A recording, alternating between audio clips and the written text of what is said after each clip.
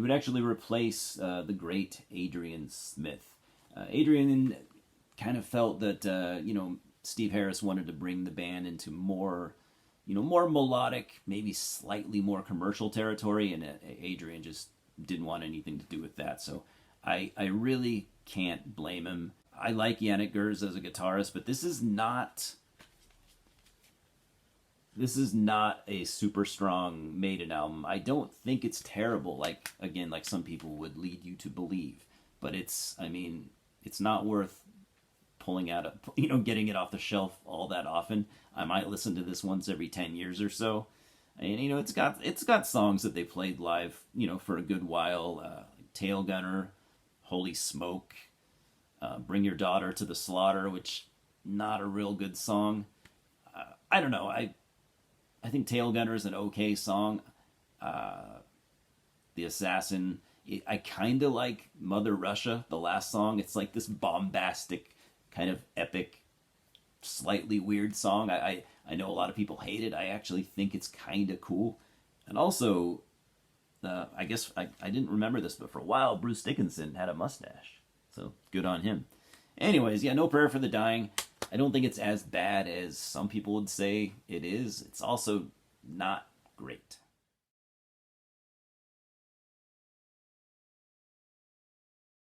Now, from 1992, we have the ninth album, Fear of the Dark. Oddly enough, this is funny, I couldn't find my copy. I have it.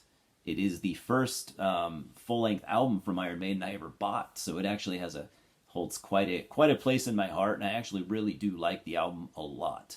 It is, it's got some hard rock type tracks, but the good songs, for me, they far outnumber the mediocre stuff. The album opener, Be Quick or Be Dead, amazing. I'm Afraid to Shoot Strangers, great song. The Fugitive, Judas Be My Guide, and then the title track, Fear of the Dark, amazing. They still play that song live to this day, and as well they should. I'm going to go ahead and say Fear of the Dark is quite an underrated album. A lot of people, I've literally heard people say it's just pure garbage. I couldn't disagree with that more. There are some slightly forgettable tracks on there, but the songs that are really good, to me, are really, really, really fucking good. So yeah, I love Fear of the Dark. I don't know. How do you guys feel? I know most of you don't like it. I think it's great.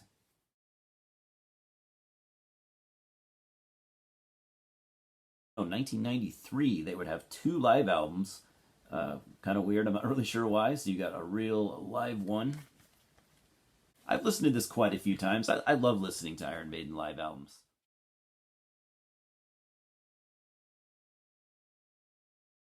And you also had a real dead one, like I said, from the same year. So I think I'll go ahead and, since it's been a long time since I've heard these, I'll compare the set list. So a real live one, we've got Be Quick or Be Dead, From Here to Eternity.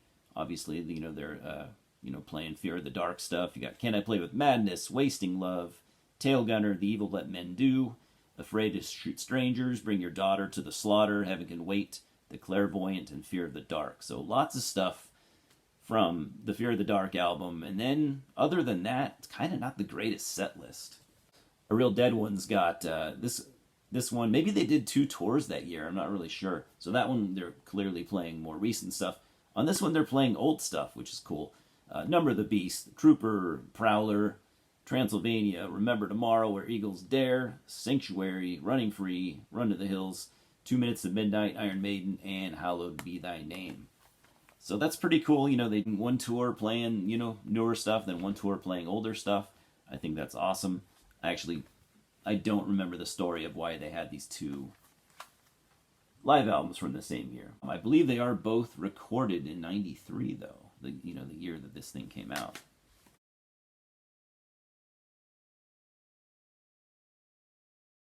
And from 1995, you have their 10th album, X Factor. All right, Bruce Dickinson would leave. Enter Blaze Bayley.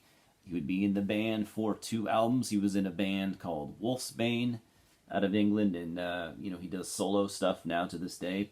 Pretty strong albums, actually. I'd recommend checking Blaze's solo discography. It's really, really good. However, he was not a great fit for Iron Maiden. His voice just doesn't quite work. I mean, yeah, of course he had large shoes to fill. Who can replace Bruce Dickinson and do it well? He didn't have the range that Bruce did. He couldn't hit those highs. He had more of a mid-range to even lower type voice. Like I said, he is good on certain albums, and I mean he's good on. There are times on this album where he's good, and there are times when I think he's bad. From what I've seen live, he was not a great live singer. But I like this album. I don't think it's terrible. I actually like it quite a bit. It's not one of my favorite Maiden albums, but I mean, it's got songs like, I mean, Sign of the Cross, for one, is great. Lord of the Flies is good. Fortunes of War, I don't think is very good at all. The Edge of Darkness, The Unbeliever. I don't know, dude. I mean, it's a 71, almost 71-minute album. It's a little bit maybe too long. Some of the songs are a little bit drawn out. You know, this is where Steve Harris, he kind of started on Fear of the Dark, where he would write those choruses where, where the singer would just repeat the chorus maybe a few too many times.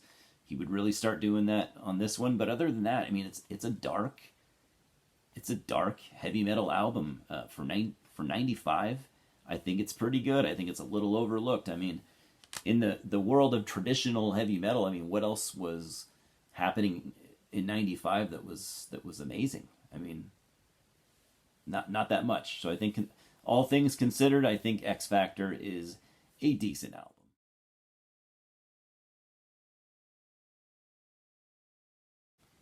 Now, from 1996, I actually couldn't find it, but I have the two-disc compilation, Best of the Beast.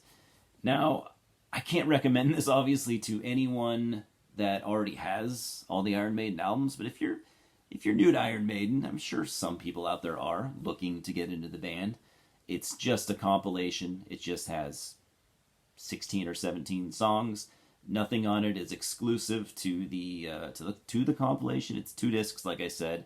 Now, for me, it did serve a purpose because I didn't have much Iron Maiden at that point. I only had Fear of the Dark, and I'd heard a couple earlier songs, but I didn't own any of it. So that was a great way for me to further get into Iron Maiden, and that's actually what made me like a super fan. Like I said, I loved Fear of the Dark, but getting this compilation opened my ears up to all the earlier stuff, and so for that it holds a place in my heart. But like I said, unless you are new to Iron Maiden, I obviously can't recommend it.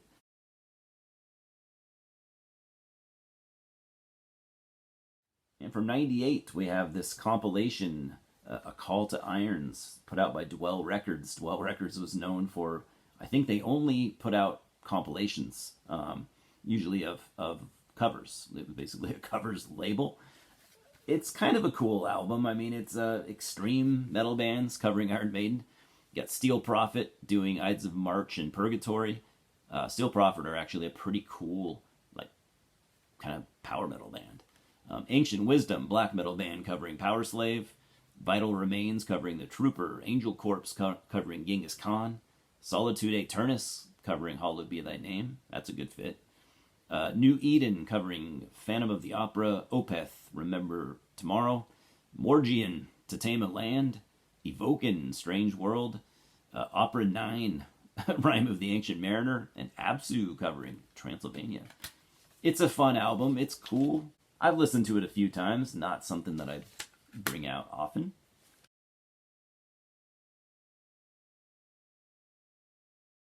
And another oddity from 1999, we have Ed Hunter. It was actually a Iron Maiden video game. I had it back in the day, and for some reason I've never played the game. I lost it for years and years. I actually just rebought this. Is it worth getting? Maybe not nowadays. I've heard that the game is actually pretty cool. If you have a computer that can run video games from 99, maybe grab it. I'm actually hoping I can somehow play this. I don't think my laptop would be able to play it. I'm no computer guy, but I want to play the game. Other than that, it's got 20 Iron Maiden songs. All of them have been on albums. The only thing that's exclusive is, let's see, you got Bruce Dickinson singing Wrathchild instead of Paul Di'Anno. So you got Bruce doing Wrathchild in the studio for the first time. I mean, it's a 2-disc. Whoops. It's 2 discs, and then it's got, well, technically 3, because one of them is the video game. So, I don't know. I don't know who I could recommend this to. Maybe completionists. Maybe someone who wants the video game. I don't know. It's cool for what it is, I guess.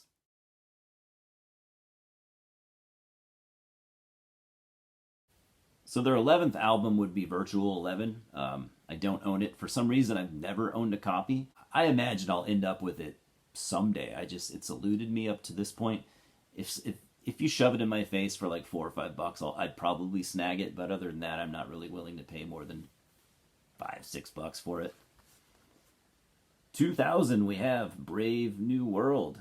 Now this album garnered quite a buzz back in 2000. This was Iron Maiden back with Bruce Dickinson. They didn't have Blaze Bayley anymore. Sorry, Blaze, you seem like a cool guy, but we needed Bruce in the band, man. I almost consider it a comeback album, but it's not. I mean, they had an album. What was it? Virtual 11 came out, I think, in '98 or '90. Yeah, I think it came out in '98. So I mean, it was only 2 years, and a lot happened in that 2 years. They got Bruce back. They wrote a great album. The Wicker Man, the first track here, it was getting a lot of radio play, and it was awesome. I was so hyped.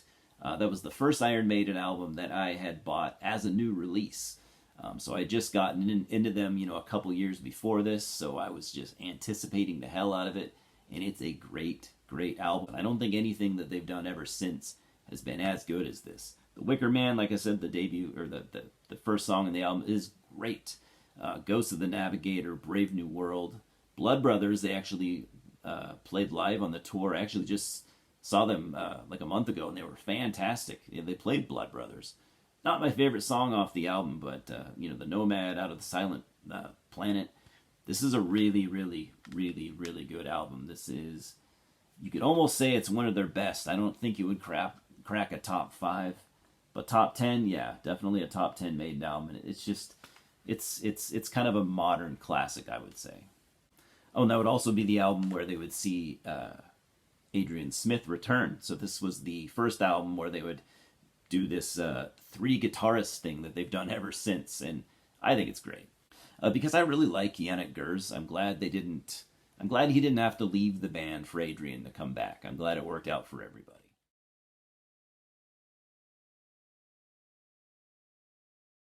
2003, Dance of Death.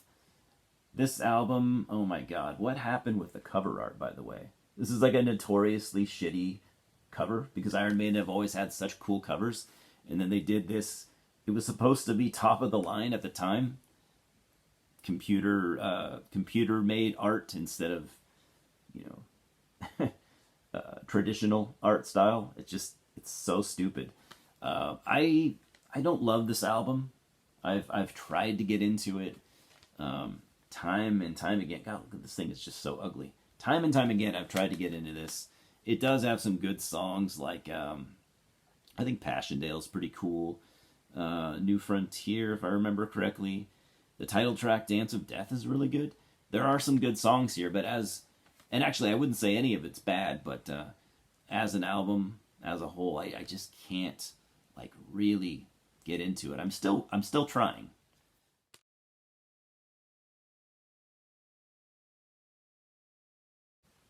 Album number 14 from 2006, A Matter of Life and Death. Now this would be the only album cover that they would have done by Tim Bradstreet. Funny thing is, that's the only album cover he's ever done. He's a comic book artist. He's a very famous and very talented comic book artist. So that's why if you've seen this cover and you thought it was kind of weird, that'd be the reason. This album I think is really good. This is maybe as good as Brave New World, maybe not quite, but pretty damn close. I would say this album is better than everything that's came after it. Not to bash on any specific album from the last few, but this is much stronger. It's got a lot of long songs, but they actually made it work. A common complaint with Iron Maiden, more modern Iron Maiden, is that the songs are too long and drawn out, and I really can't disagree with that. They are long and drawn out, and it doesn't always work, but for some reason, they made it work on this. The songs aren't quite as long as like the Senjutsu songs. They're getting there. They're long songs, but they're so good, man. Check out like the Lord of Light and the Legacy, the last two songs. Fantastic. I actually have no complaints with this. I just think it's great. It's maybe slightly more progressive than they'd ever been, and maybe a little bit more bleak, a little darker. It's kind of a somber album. It's not upbeat like Number of the Beast or Killers, but it's it's just more somber. It's got an interesting atmosphere. I think it's underrated.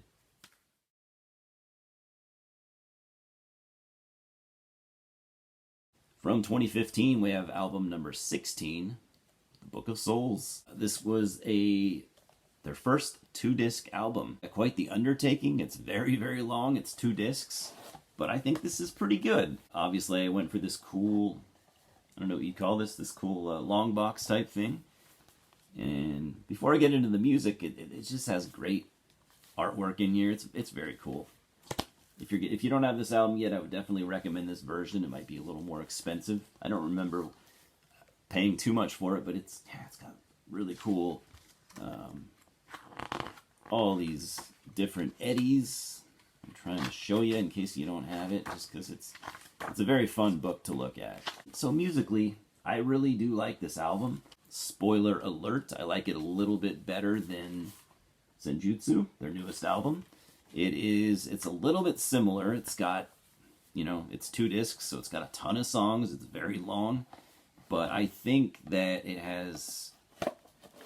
the songs I think are a little bit stronger in some cases. If Eternity Should Fail would be the first single from this. Really, really cool song. Kind of dark and brooding. And then you got track 2, you got Speed of Light, which sounds the most like old Iron Maiden, like 80s Iron Maiden than anything else here, I think. But my favorite, I gotta say, is Empire of the Clouds. It's the kind of centerpiece here. It's the big epic. I think it's 11 minutes, 13 minutes, something like that. It's long, but it really, really works. It's like a cool prog metal song with some crazy guitar solos, and yeah, really good album. Not one I reach for all the time, but I dig it quite a bit.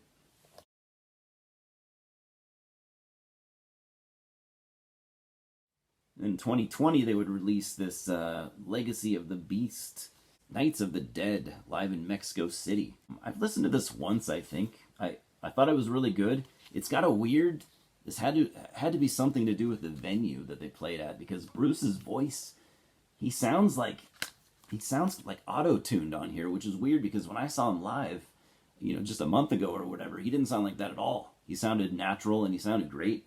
He feels like that he's singing through, like they're filtering his vocals or something. Maybe he was struggling on this show and they had to clean up the vocals a little. I'm not sure. Pretty good set list. You got opens with Churchill's speech, Winston Churchill. You got Aces High, Where Eagles Dare, 2 Minutes to Midnight, The Klansman, The Trooper, Revelations, For the Greater Good of God, The Wicker Man, Sign of the Cross, Flight of Icarus, Fear of the Dark, and Number of the Beast. Oh, there's more. It's 2 discs. Then you got Iron Maiden, The Evil That Men Do, Hallowed Be Thy Name, and Run to the Hills. Pretty similar set list to when I saw them, which I guess there was only a 2-year difference. I saw them, like a month ago. This is from 2020. So, Iron Maiden are known for not changing up their set list enough. They're known for just kind of, a lot of people say that they're lazy with their set list. I don't know, man. I'm not really sure what to say about that. I've only seen them live once, so I didn't care what they played. But, yeah.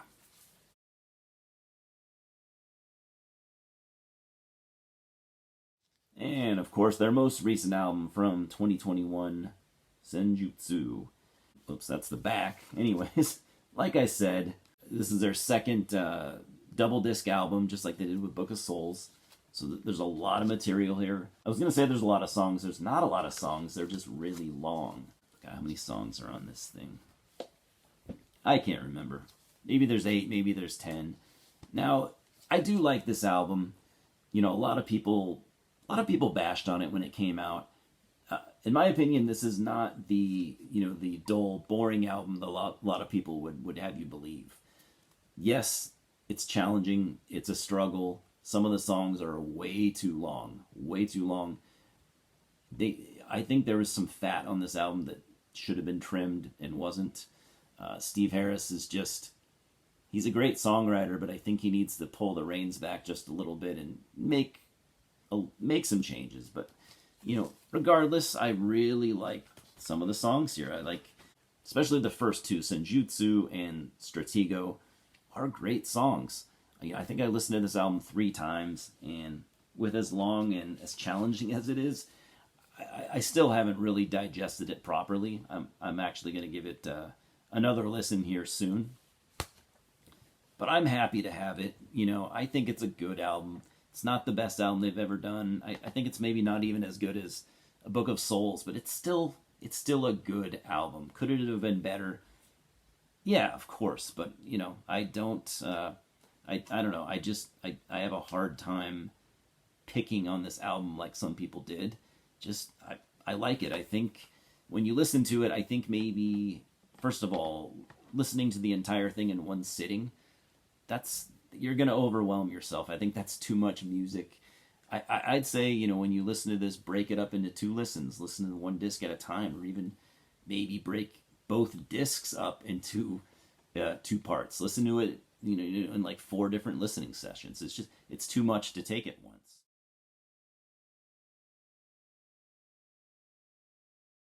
Well, I liked it enough, I guess, to buy a second version. I got this book version similar to the Book of Souls, and I'm glad that I did. I actually got this really cheap. It was used. It's nice. It's a nice set. 2 discs, just like the other version. You'd only get this just to get the book with the cool artwork and stuff like that. So obviously they did the samurai theme on this album, which I think is cool. Iron Maiden are always doing a different theme on pretty much all their albums. It's cool. I don't know. What do you guys think about it? I know most people didn't like this album, and I totally get that. I can't say that you're wrong, and I can't even say that I don't understand you, because I do. I totally get that. But I think it was, I don't know, I do think some Iron Maiden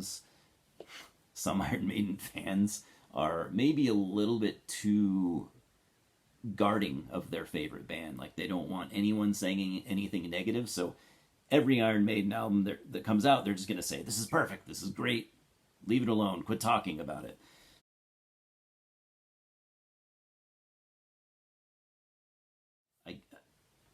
I think they're kind of just as wrong as the people that are like, oh, this album's just total trash. I think you guys are both wrong. I like to come somewhere in the middle where, like, yeah, it's a deeply flawed album, but it's still a good album. It's still well written, it's well played, and there's some really good songs on here. So anyways, guys, what do you think?